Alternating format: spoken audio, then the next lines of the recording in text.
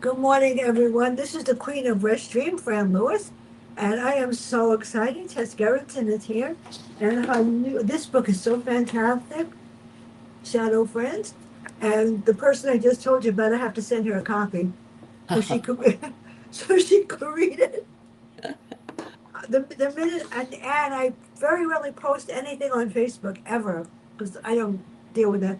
The minute I posted that you were coming on, all of a sudden everybody was so pleasant. Oh, that's good. Well, I'm glad. I hope they tune in. Yeah. What can I say? Let me put on the reading glasses. Okay. God, now I can see.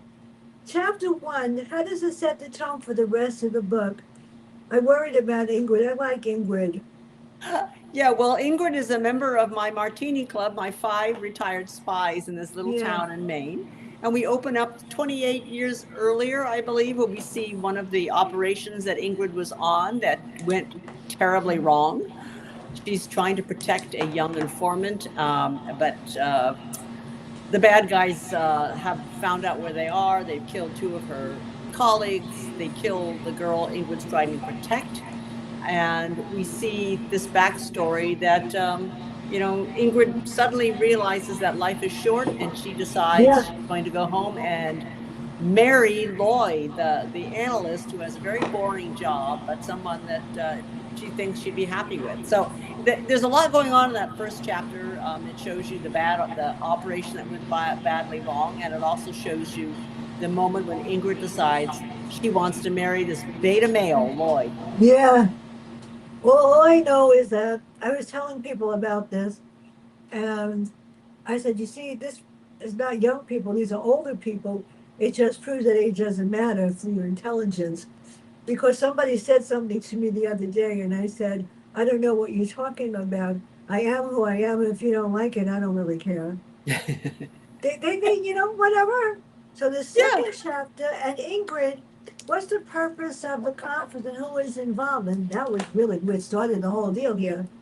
Well, it takes place in Yeah, a conference. It's yeah, called the Stone Coast Conference in the yeah. book, but Fran, it's based on a real life conference that we have in our little town. It's been going on Nice. for 40 years, which is called the Camden Conference, and it was started 40 years ago by retired spies.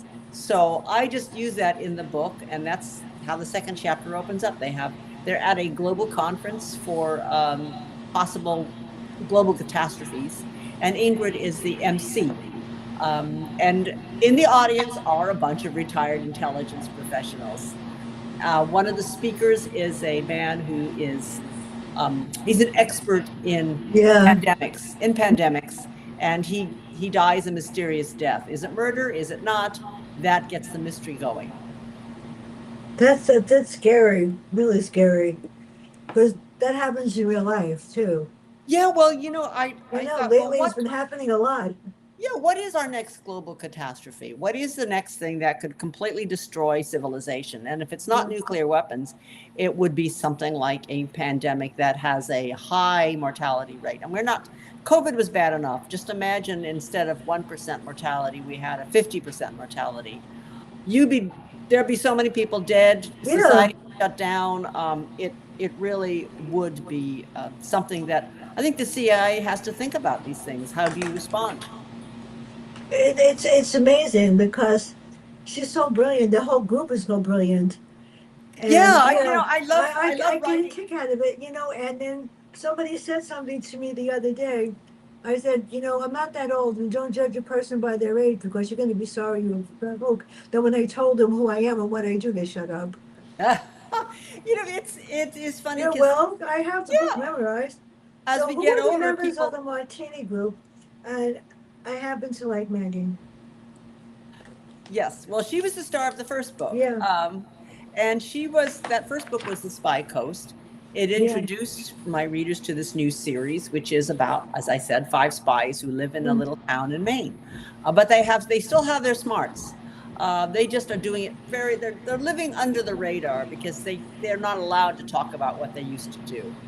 But they can't help but get involved when there are crises in their little town. I just love it.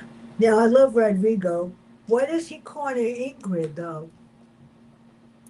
Why did I call her Ingrid? Why did he corner him? What does he corner him? Okay. So, Yeah, in Rodrigo. Okay, imagine Antonio Banderas, a little older. This is what I was envisioning. Rodrigo was a spy as well. He was yeah. Ingrid's former colleague in the CIA, and he was also her lover. So years later, she's now happily married. Rodrigo comes back into her life. He still looks pretty good, and he wants Ingrid to join him on another mission. So she's torn. Here she's happily married, and yet here's this good-looking ex-lover here back in her life. And that starts Ingrid deciding whether or not this mission is important enough to possibly endanger her marriage. This is so cool. And you know what made it even easier? Because each chapter had a person's name on it. Yeah, because I think there are three points of view in this particular Yeah, story that I use. Yeah. it helps. Now, chapter 3 is Maggie. I love Maggie. What happens with Maggie and who are involved and who's dead and why? I think he had to have a murder there. Yes. Well, here's where the murder No happened. fun. Maggie is, as I said, she's one of the retired agents, and she's now, she has a tragic past, which was dealt with in the first book. Yeah. And she's now happily connected to Declan, who's one of the other spies. And Maggie is asked to go find one of the speakers who was supposed to be on stage and Yeah. hasn't shown up. Where is he?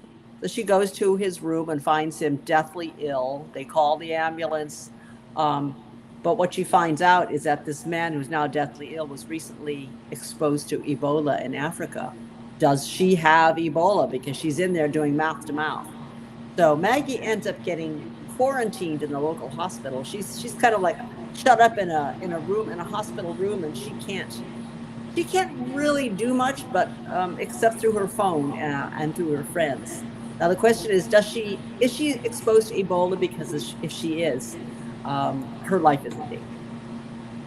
There's an exposed. There are some places that are exposed to Ebola now. Right now, but they're having complaining about that. Yeah. It's a very big outbreak right now. Yeah, I it's know. very dangerous. Yeah. It's they were, and my girlfriend's son works in construction, and he had to get quarantined because they had Legionnaire's disease down in Manhattan. Yes. Yeah, that was even worse. That's bad too. Except Ebola has a mortality rate of about 50%, so it's pretty awful. Yeah, I know. It's horrible. So, who are the people in the Martini group, and why John is not in it yet? Right? So how come? No, okay. Well, the I five love people. these people. They're so cool. Yeah, they're my 5 core people. There's Ingrid and her husband Lloyd. There's Maggie and Declan, and then there's Ben Diamond, and that's the 5 of them. Yeah, he's kind of like the thug in the group. So 4 of them were covert operatives. One of them was an analyst who worked pretty much behind a desk for most of his career. So we have 5 people who can tell each other things they can't tell other people because they all know who they used to work for. But there's also one other character we haven't talked about, and that is Jo Thibodeau. She is the local police chief. She's a young woman. In the first book, she didn't know who these 5 people were, but she's since learned and has come to respect their skills because sometimes she needs their help. They don't, but she doesn't like to ask for help. No, she doesn't like to ask for help. She's so like me. My father always told me, if you need to get something done, do it yourself because no one else is going to help you. And you're going to get the right answers from the person that asked them. That's me. It always stops. So, what this doctor dies? What's the real cause? And why did they kill him? Well, what you need to know about this doctor is that he is a Russian defector. Yeah. He used to work in the bioweapons, with bioweapons in Russia, and he defected, and now he's living in the West. It's been years. He thinks he's now safe from any kind of repercussions, and he's been invited to speak at this important global conference. And he's the one who falls ill. He has just come back from Africa. They think it's Ebola, but as time goes by, we realize it is not Ebola at all. It is something. He's been poisoned with polonium. Now, polonium is only manufactured. This type of polonium is only manufactured in Russia, so it is clearly an assassination. Mm, it's scary. Now, what does Ingrid do? And why is Maggie in trouble? And then Ingrid disappears, and I said, "Oh no, that's not good. Can't have Ingrid disappearing if Maggie disappears too." Ingrid does disappear because Sort of. she's been lured back into the field by Yeah. Rodrigo. She's decided that this is a really important operation. It has echoes of what went wrong Yeah. 30 years before, but she's not allowed to talk about it because it is highly classified. So she can't Yeah. even tell her husband. So when she disappears, the rest of them in the group, the other four, are going, what is Ingrid up to? Does she have something to do with this assassination? They began to question each other. They question their loyalties. It threatens to split up this group and also split up Ingrid's marriage. So there's a lot of relationships that are under threat in this story. Yeah, I know. When my grandparents came from Poland, my grandfather went to the Russian Poland underground to get her, and they were not allowed to talk about what happened. No, and it's funny, the spies that Yeah, I'm they're not aware allowed, of. and it was scary. She told me when nobody was around what she went through. She was castrated. Oh, well, She couldn't awful. have Yeah. children. She was castrated. And my other grandmother was in Belgabos, and it was horrible. Yeah. She told me about what they did to her, so she was always unhappy and never smiled. Yeah. Well, I mean, how do you get over Yeah, that kind of trauma? That's yeah, impossible to live through. Yeah. So, it is true though that people who have done intelligence, yeah. over intelligence work, they don't talk about it, and they never do. So now we have Joe. What is her role, and why does she get involved? Well, Joe is the local cop, and she gets involved because another body turns up, and Yeah, I know. I see that. yeah, this is, see, the conference is being held in the Seaside Hotel, and one of the women who works in the restaurant at the hotel is found stabbed through the eye and dumped into the trunk of her car. So this becomes a murder investigation. Joe doesn't know if it has Yeah. anything else, but it's a very unusual death because this weapon that's used to kill her is a stiletto, and she was stabbed through the eye. So now the Martini Club is thinking, okay, we've got one man poisoned with polonium. We've got a hotel waitress stabbed in the eye and left in a Yeah. car. Are they related? And that's how Joe gets involved in the whole story, because she needs to investigate this dead body. Too bad they're not real. I could think of a use for them. So this character I wasn't crazy about. Hannah, who are her friends? And who is Andre and who is Gordon? Those three I got question marks about. Well, you should have question marks about them. Yeah, no, Yeah, Hannah is that's right. Hannah's just the housekeeper. Yeah. As is true for a lot of resort institutions here in the state, there's always a shortage of employees. They have to bring people in from out of state to clean the hotel rooms, to cook, to be the waitresses. And as part of the package, they often give them housing. So this housekeeper, Hannah, the dead woman, the dead waitress, they were both sharing a little cottage on the grounds. And there's a third housemate, and his name is Andre. He is God. the restaurant, and he is from Eastern Europe. So the three of them live under one roof. So now one of their housemates has been murdered, and there's Hannah and Andre who were in shock. They're shocked about what really happened to their housemate. Now, Joe, who else is she? Oh, wait a minute, here I am. Chapter 6 is the start of the real investigation. So who is Andrew? And Hannah Murray seems to want to play a role in everything. And she's not one of my favorite people either. Yeah, well, they're very Yeah. close. I mean, they're housemates, but Hannah looks at Andre as almost like a son, because she's much older than he is, and so because they're the last people that the dead waitress saw, that Joe has to interview them. So she's interviewing everybody who knew the dead waitress, including their housemates. This is scary. Now, a lot of people were exposed to Ebola. I mean, you just have to be really close to it, yeah. If it was Ebola, yes. If yeah, I it was know it's Ebola. scary. I need Ebola. It's scary because I was in school and went out into a store and I got exposed to COVID out of nowhere, Yeah. and Well, it was Ebola's pretty, scary. yeah, Ebola's pretty bad. I mean, it's body Yeah, fluids. And it's once you've picked it up, you have to be quarantined, and so yeah. yeah. I didn't even know I had COVID. Jeff had it, and I had no symptoms. So I went into urgent care and they said, he's negative, you're positive. Oh And my so, God. and and then you have hair and nails. I couldn't even Yeah. go to my hair that week. I wasn't going to expose anybody else. I felt so bad. I said, oh my God, you don't know. I felt perfectly fine the whole week. Well, the lucky you, I mean, because It was the it was third time I had it. it was a tough time back then. I mean, I just think Yeah. back about how we were all terrified. I was so grateful to get that vaccination. I got the vaccine and then I got COVID. Yeah, Right well, after I got the vaccine, I got it. And then it they may have gave me, made it may have yeah, made it a much milder case for you then, because it was the worst. I was fully vaccinated and I got COVID, but it was for me it was over in 4 days. But I was very It grateful was that I COVID had. for 2 weeks. It was horrible. And Oh now I just waiting for the pharmacy to give me the flu lock shot because I'm yeah, allergic to eggs. oh So yeah, the new yeah, one now. the flu lock shot is no fun either, but what the heck. So Dr. Massoff, why was he at the conference? And Hannah was told to do something by Mr. Fishman. How come? You see, I don't like her. So I don't trust her. Well, Hannah is the housekeeper. She's Yeah, supposed to be cleaning all these rooms, and now everybody yeah, thinks we've got Ebola in this hotel. We're yeah. risking our lives cleaning these rooms, and she doesn't really want to. But as the hotel manager said, we have a lot of guests here who are depending on us. So continue with your job.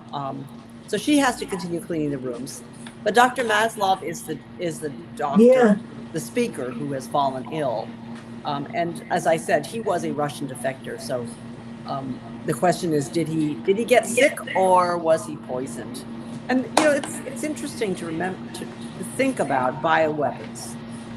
One of the most devastating bioweapons possible is smallpox. Yeah, Now we have wiped out smallpox thanks to vaccinations, but there are two sources of smallpox that still I exist. know. One is in Russia in their bioweapons lab, and I'm assuming we have a stash of it here in the United States. We keep smallpox around just in case we need it to make new vaccines in case there is an outbreak. So the question always comes up if you are concerned about global catastrophes. What if a third actor, some bad person gets hold of the smallpox virus in Russia? They could release it and it would pretty much tear through our population because we're no longer vaccinated against it. You'd have to be about 65 to have the vaccine. Well, I wasn't, and there was an outbreak in my school, of You, smallpox. weren't you vaccinated? You must be, because that was the year. I mean, everybody They was getting. came to the school, but I had my doctor do it because I didn't trust them.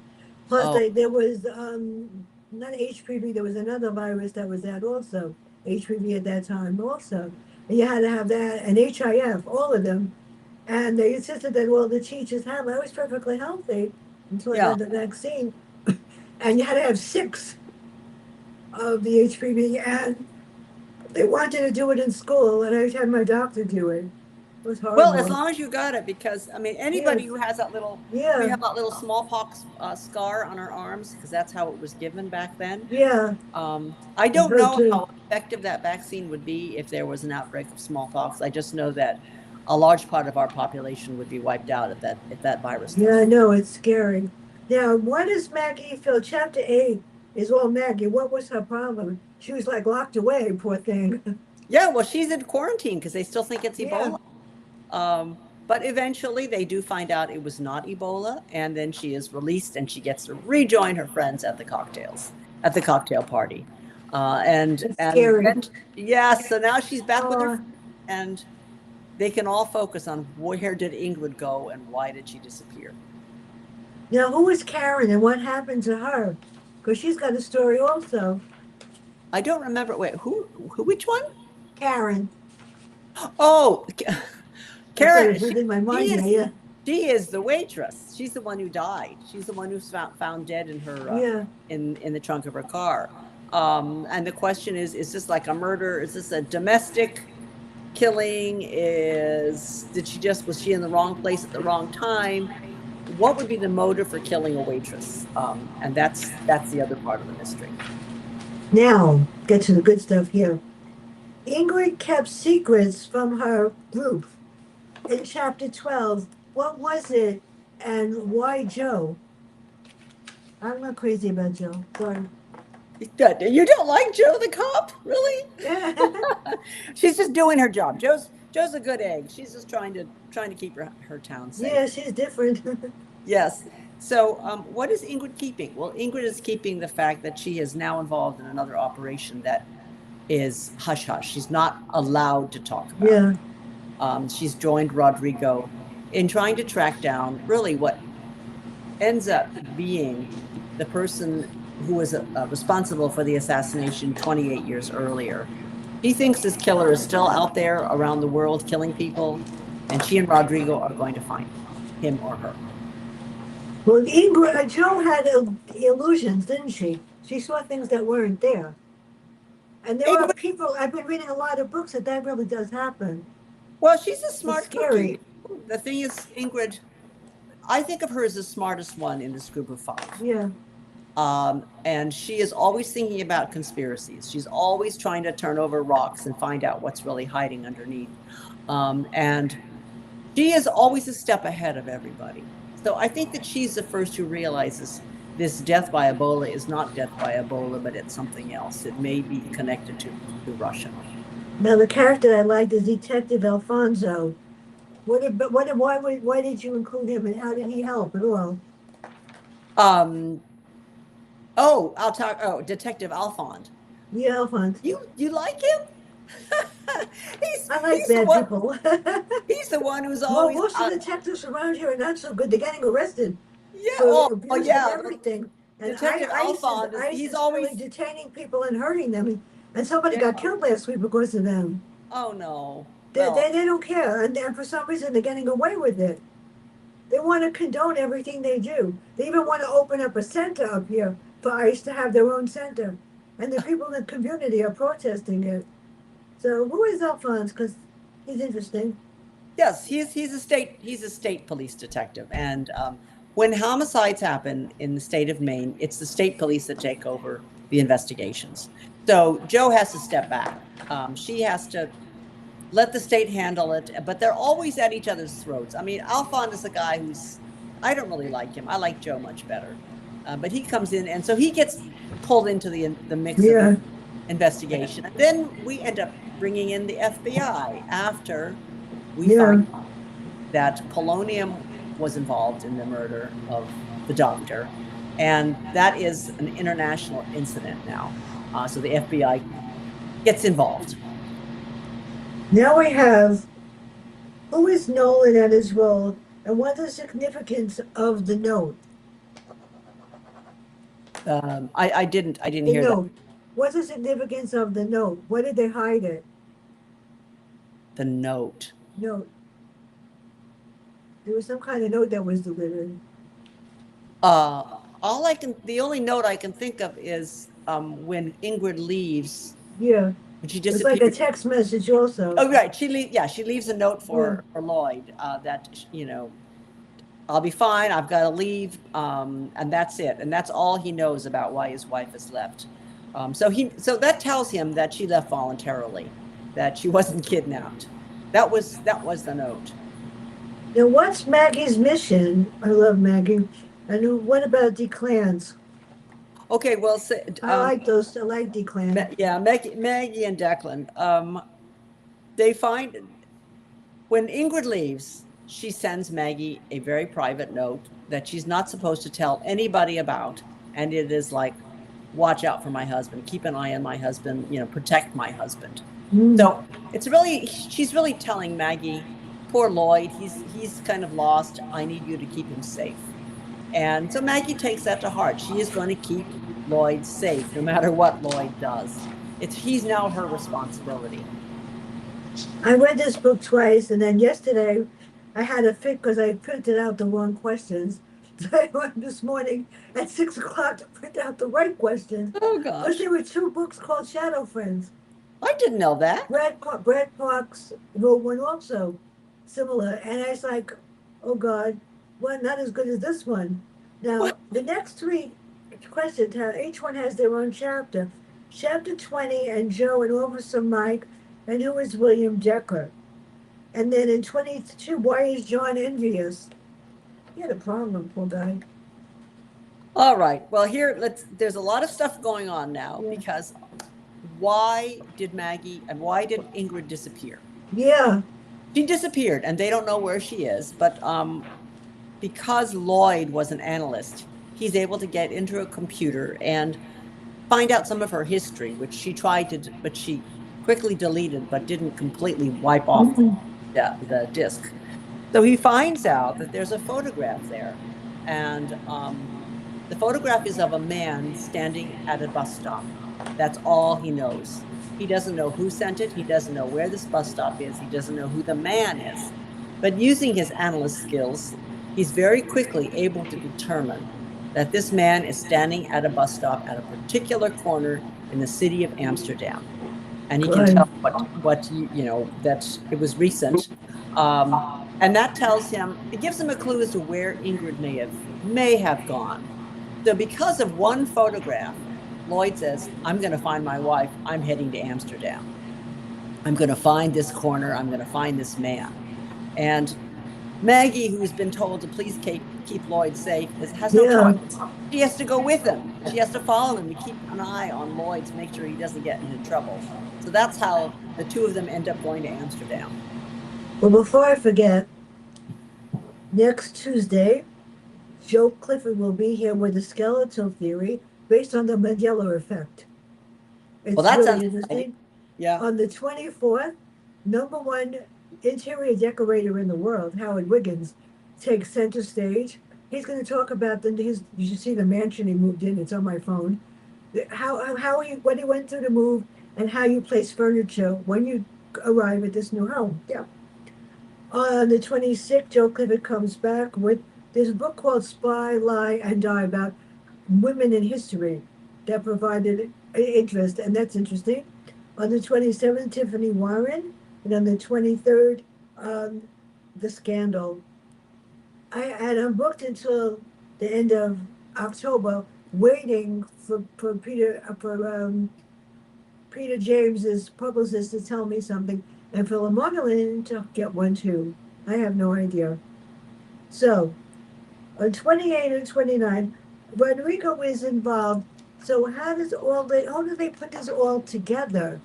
And well, Ingrid had a plan, but she was smarter than everybody. Let me tell you. Yeah, I don't want to give away too many spoilers, but let's put it this way: Ingrid and Rodrigo are there. They end up in Amsterdam, and then they end up having to go to Madrid. And the reason they are there is because previous Russian defectors are suddenly getting assassinated, and these defectors have been living under assumed names. They have completely new lives. The question is, how are they being found? How are they being identified?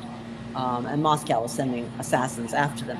This is based on fact. I mean, in the last 5 to 10 years, Moscow has probably assassinated 50 people overseas. Not all of them are defectors. Some of them are bankers or journalists, or just enemies of Putin. And now his enemies, who are supposedly safe, are getting killed. And one of them is in Amsterdam, and one of them we know is living in Madrid. So that's why Ingrid and Rodrigo are headed that way, because they're trying to head off these assassinations. Now, the Russian assassin, who is not what they say, and 36, tell us more about Maggie in chapter 36. I don't know what happens in that chapter 36. All I know is that she and Lloyd get into trouble. Yeah, I know she was in trouble. They get into real trouble because Lloyd doesn't know what he's doing. He just desperately wants to find his wife, and he makes a very terrible mistake. And he and Maggie almost almost get killed, but luckily they manage to survive. And even though Maggie wants to drag him home because he's already almost killed her, he refuses to give up, and he's going to keep on looking for his wife. And that's how they end up in Madrid in another sticky situation. Now, see, I'm not wrong. Why is Hannah hated? And who is Officer Mike? Do I like him? I'm not sure. We all Nobody Hannah. likes Hannah. Yeah, I mean, she's still in it. She's the housemate of Yeah, she's the dead mean. waitress. She turns out to be pretty important in the story. Yeah, I I don't want know. to talk too much about her because we're getting into the end of the book where the spoilers start showing up left and right. So I may have to cut off the discussion of what's happening here at the end of the Yeah, book. You know what we can focus on are is what is it like to be an older spy, and some of the situations that these older spies get themselves into, which is really funny. Also, it has to do with the moral ambiguity of what it is to be in espionage. Sometimes you do things that you wouldn't normally do in real life. There is a scene where the Martini Club, they corner a man they think is there to kill Ingrid, and they need to get him to talk. What are they going to do? And this is back in the United States, so they are in their this hometown. is really interesting. Yeah. They've got somebody. How do you make them talk? Do you waterboard them? And then what do you do with them afterwards? Are they going to kill him? So they have these moral questions of what to do next. I was hoping there's going to be. Is this the last one in the series, or is it going to be No, more? I'm working on book number 4. Oh, good. I got nervous here. Yeah, it's going to be called The Italian Affair.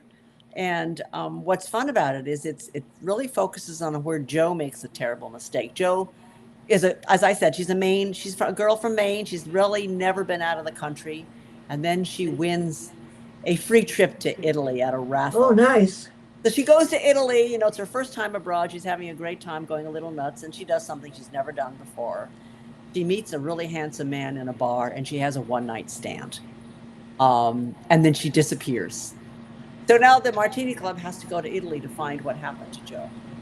My niece just came back from there. She got Where? She wound up in Venice. She Yeah. wound up in just about every popular city, because there was a wedding in Lancaster. There was a wedding, and then there was they went all over the place because they wanted to show her Italy. And she went to every single place, and then they went to Austria. They went everywhere. Oh, wow, that's a long trip. Yeah, she said, and they paid for her because they have 2 small kids, and she came to help them because they were never on a plane before, and they never went to any place out of America. And her friend's mother was getting married or something like that. So she was kind of like the step-in nanny then for the trip. Yeah, well, my nieces check with me before they do anything. It's wise. Yeah. Hair, whatever. So who hurt Maggie and Mackles? Why did they capture her? I was like getting nervous. You're not killing off my character. Well, I got to put my characters into trouble. So what turns out to happen is that all of a sudden, Ingrid is now on the enemy's list. She's slated for assassination, so they have to protect her. And what ends up happening is that Maggie is the one who gets kidnapped instead for information. So they're all in danger at this point. They're back home in their little town of Maine, and not only is the assassin coming after Ingrid, they're going to be using Maggie to get at Ingrid. So we end up with a situation where what I'm trying to do is show that Lloyd can be a hero. Lloyd, who has never been an operative, who, as I said, has worked pretty much as an analyst, is now going to put on his new cap as action hero because he wants to save his wife. And that, the whole book started because I wanted to have a stress test of this marriage. I wanted to see Lloyd become the hero, and I wanted to see Ingrid make a choice between the excitement of an ex-lover and the stability and love of the man she's married. So how did you create this surprise ending And that last chapter, whoa. Yeah, the surprise ending. Well, I I was can't like, talk oh about God. not talk about the surprise ending because that is a giant spoiler. But yes, there is a surprise at the end when you find out who was pulling the strings for all of this. I know. So where does the club, how does John feel about being part of the group now? Does he want to be part of it? Joe, I mean, yeah, I think that she's slowly become adopted by this group. Yeah, Realize that she's a smart girl. Not only is she smart, she's also incredibly ethical, which is a problem sometimes because she yeah, doesn't like no. to lie. She doesn't like any kind of anything to do with this this whole deception game that these people are used to. But they can always count on her, and so it's going to be fun in the next book to see how she No. gets into trouble. That's even better. I grew up and I didn't fit in to any group at all. And I was on my own. And I was in school and I was like this, but I was tough. And I played basketball on the girls' basketball team. And even though I was fat, I could shoot. I could shoot 3 pointers. So the teacher loved me for that. So it doesn't matter what you look like. I'm just different. And Yeah. being different sometimes can be really hard. And when I was teaching, the first year I taught, I didn't know I could do it because I was 17 years old and teaching the worst class in America because the principal wanted me not to be there because I got hired by my assistant principal walking down the street because she was my mother's friend. And I taught the toughest kids in the school, 36 discipline problems. That's when I Wow. learned that being tough and being different is okay. It's an advantage. There's an old, I can't remember if Yeah, it's Japanese or Chinese yeah, saying, the crooked tree mm, is not cut down. The crooked tree lives its full life all the yeah, way to the end. The straight tree that that adheres to every rule is the one that gets yeah. cut down first. So it's good to be the crooked tree. I didn't think I could do it, and they knew more bad words than I did. So I did something. My principal was standing there. I took all the bad words that are in the dictionary and put them on the board, every one of Oh, them. oh, you And were a I bad said to them, girl. "Oh yeah, all of them." And I said, can anybody couldn't read them? I said, "Can you define them?" They said, "No." Well, I'm going to define them and explain that the only one that could use them is me. They never did anything again. That was it. They were really probably the most horrible group in America, and I had to take them to Great Adventure at the end of the year. And I couldn't help but plus I got stuff doing the choral group and all the music programs. At the end of the year, they looked at me and they said, "You survived me. I didn't survive you." That's a And great quote. as a reward, they gave me the top class in the school the next year in sixth grade. These kids had IQs that were above, they were 12 point something. That was harder than teaching them for 2 years. And then they stuck me on first grade. That was a whole other nightmare. So, where can everybody find out about you and your work? And when am I getting the next book? All Are you right. writing Well, a Rizzoli and Isles too? no, I'm not planning a Rizzoli and Niles book. In Okay. fact, I'm just trying to finish this book called The Italian Affair. Yeah. So they can find me at tessgerritsen.com. I'm at Facebook, and I have my book tour that is on my website, so you can find out. I'm going to California and to Phoenix, Oh, um, nice. and I have some events in Maine as well. I have family in Phoenix, Arizona. Oh well, But I from try to go to Jeff's Poison Pen. family, they Yeah, they they love me. They adopted me practically. the They were in Poison Pen Phoenix is where and they Tess love grew. it there. Yeah, we offer and Yeah. fit the kids. They just started school today, so they Oh, they love it there. The rest I don't get to go anywhere because of this. I can't fly. yeah, it must be too painful. So anyway, yes, I hope Yeah. people can find me on tour either in Southern California or in Phoenix. So I am ready whenever you are. When do you think the book is going to come out? The next Well, one? I have to finish it first. It's Yeah, due. I know. Yeah, yeah. I'm expecting sometime in 2028, early 28. Well, for those of you that haven't, I sent you a copy of my last book. Did you get it? Yes, When I did. Lies Win, and they're Yes. true stories. Four of the stories really happened. Well, you know what? It's too bad we can't kind of erase people, nasty Yeah. people like that. I'd like to have that power. That last story really did happen. It was tragic. And the Oh, one about my principal really did happen. They called me from testing to cheat and change the writing scores, and I refused to do it. oh, And the head of testing said they were too low. So they sent me sheets and they said, all you have to do is if a child got a one, give them a two, and just give the scores and change it. I refused to do it. So my yeah. principal, I said, she wouldn't, she backed me up. That's why I didn't get to be the assistant principal of the school because I wouldn't cheat. Well, your book is a way of getting out all Yeah, these horrible stories, and maybe getting it off your chest. Probably is a that's why, yeah. Well, yeah. the next one's going to be different. But let me end the stream.